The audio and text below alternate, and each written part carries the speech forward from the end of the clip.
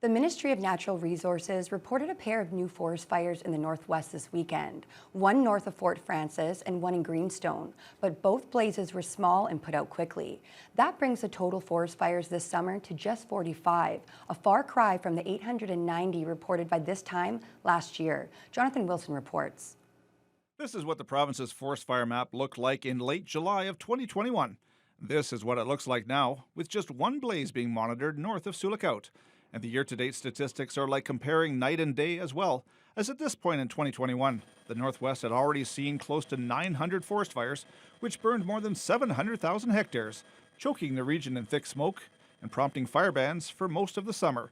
Fire Information Officer Chris Marchand says so far this year, the number of fires has dropped by 95%, and the hectares burned is down by more than 99%.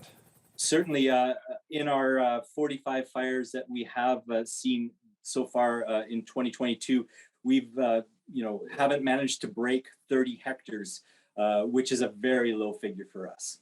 And for perspective, on June 24th of last year, we saw over 80 new fires on that day alone. So certainly a very different situation.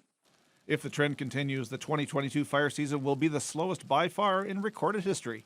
Marchand says the lack of forest fires has been especially fortunate due to challenges the province has faced recruiting firefighters this year.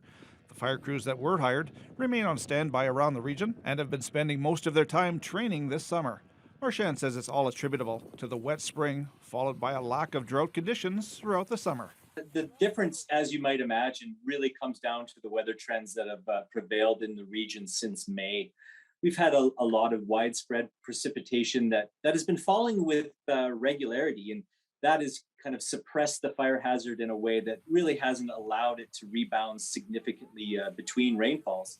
And while we've had a lot of lightning hitting the ground this summer, we don't really have the same drought conditions in the duff and the deeper soil that would promote those potential lightning fires to emerge to the surface.